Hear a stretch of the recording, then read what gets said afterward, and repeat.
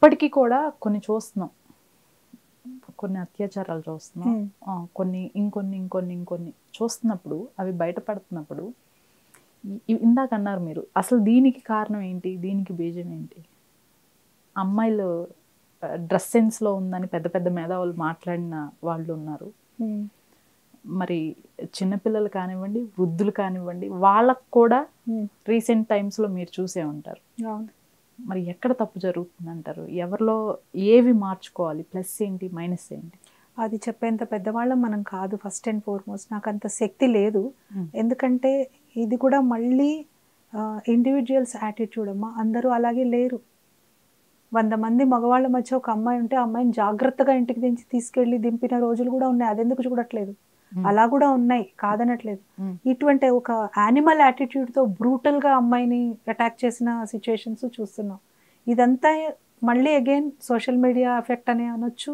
చుట్టూ జరుగుతున్నవి ఒక క్రైమ్ ఎంత ఈజీగా చేయొచ్చో మనం ఒక సినిమాలోనో, ఓ వెబ్ సిరీస్లోనో, లేకపోతే ఇంకొకటి చేసిన దాంట్లోనో చూసి స్టోరీస్ మన వాళ్ళు చేస్తూ ఉంటారు కదా, అది చూసి ఇన్ఫ్లుయెన్స్ అయ్యి చేసుకునే వాళ్ళు కూడా ఉంటారు. బ్రూటల్ గా, మామూలుగా కాదు అసలు. రీసెంట్ గా మీర్పేట కేసు మేడం, తను సింపుల్ గా చెప్పేస్తున్నాడు కదా, నేను పలానా సినిమా చూసి ఇన్స్పైర్ అయ్యి చేశానని.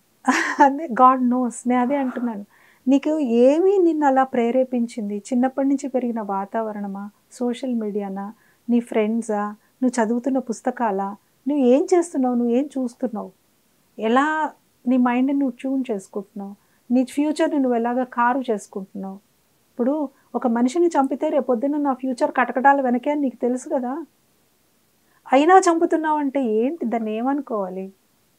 ఆ క్షణికావేశాలా, లేకపోతే దాని క్షణికావేశం అంటే నమ్ముతావా, లేకపోతే ప్లాన్డ్ అంటావా?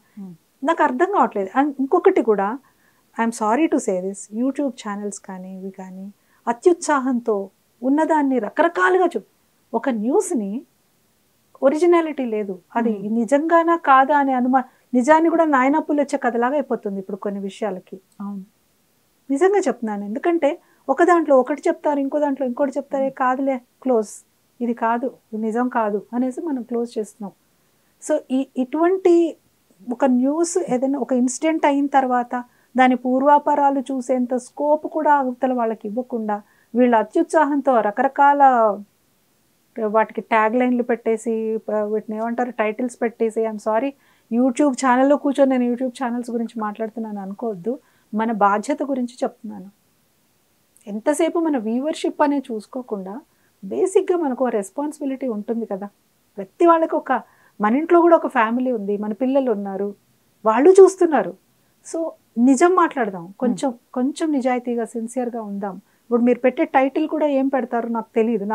నేను అసలు యూట్యూబ్ ఛానల్స్కి నేను ఇంటర్వ్యూస్ ఇవ్వాలంటే కూడా భయం నాకు. నిజం చెప్తున్నా, ఐఎమ్ సారీ. ఇదివరకు కొన్ని బిట్టర్ ఎక్స్పీరియన్సెస్. ఆ టైటిల్స్ అలా పెడితే ఏదో ఉందని చూస్తారు, ఏమి ఉండదు అక్కడ. పాపం నాకు తెలిసిన ఒక పెద్ద సింగర్ ఆవిడ, నన్ను పేరు చెప్పాను, చాలా బాధపడ్డారు తర్వాత. నేను ఏదో ఒకటి చెప్తే అది వాళ్ళు ఏదో టైటిల్ పెట్టేశారండి. నాకు అసలు అందుకే నేను మాట్లాడిన ఎక్కడ, నాది అదే పరిస్థితి అండి, వద్దు, బెటర్ నాట్ టు టాక్. నేను అంటే విమెన్ ఎంపవర్మెంట్ గురించి ఇది వదిలేసేయండి. విమెన్ ఎంపవర్మెంట్ అంటే నేను ఏదో పెద్ద పుస్తకాలు చదివి థియరీలు చెప్పి ఎంతో గొప్ప గొప్ప వాళ్ళు ఉన్నారు అవన్నీ చేయడానికి. నేను అవి చేయట్లేదు. నా పరిధిలో నా చుట్టూ ఉన్న వాళ్ళని మోటివేట్ చేస్తున్నాను. కొన్ని ఎన్జిఓస్ వాళ్ళు మంచి పనులు చేస్తున్నారు. వాళ్ళు ఏదో కొంతమంది వాళ్ళ స్లమ్ ఏరియాస్లో ఉన్న విమెన్ని తీసుకొచ్చి వాళ్ళకి కొన్ని కుట్టు మిషన్లు ఇప్పించేసి వాళ్ళకి అక్కడ నేర్పించడానికి, ఇంత చేస్తే కూడా వాళ్ళు రావడానికి సంశయిస్తుంటారు, ఇళ్లలోంచి రావడానికి. మా ఆయన ఒప్పుకోలేదనో, లేకపోతే నా పిల్లాడనో, ఇంకేదో కారణాలు చెప్తారు, వాళ్ళు రారు. వేరే పనికి వెళ్ళడానికి ఇష్టపడతారు, కానీ ఇక్కడికి వచ్చి అది నేర్చుకుంటే రేపు పొద్దున్న నాకు ఉపాధి కదా, మంచి ఇది కదా అని ఆలోచించారు. అలాంటి వాళ్ళని మోటివేట్ చేయడానికి వెళ్తూ ఉంటారు. అలాంటి వాళ్ళని, వీళ్ళకి మీకు ఫ్యూచర్ ఇలా ఉంటుంది అలా. అలాగే కొంతమంది ఇట్లాగే వర్క్ లైఫ్ బ్యాలెన్స్ గురించి, మేము ఇటు ఉద్యోగము అటు ఇల్లు మేము బ్యాలెన్స్ చేసుకోవాలి అనుకున్న వాళ్ళు కొంతమంది ఐటీ వాళ్ళు ఉంటారు, వీళ్ళు అందరూ కలిసి ఉంటారు. ఇంపాక్ట్ నారీ సెల్ అని ఉంటుంది, ఇంపాక్ట్ వాళ్ళది విమెన్ వింగ్ ఉంటుంది, వాళ్ళకి జూమ్లో చేస్తూ ఉంటాను.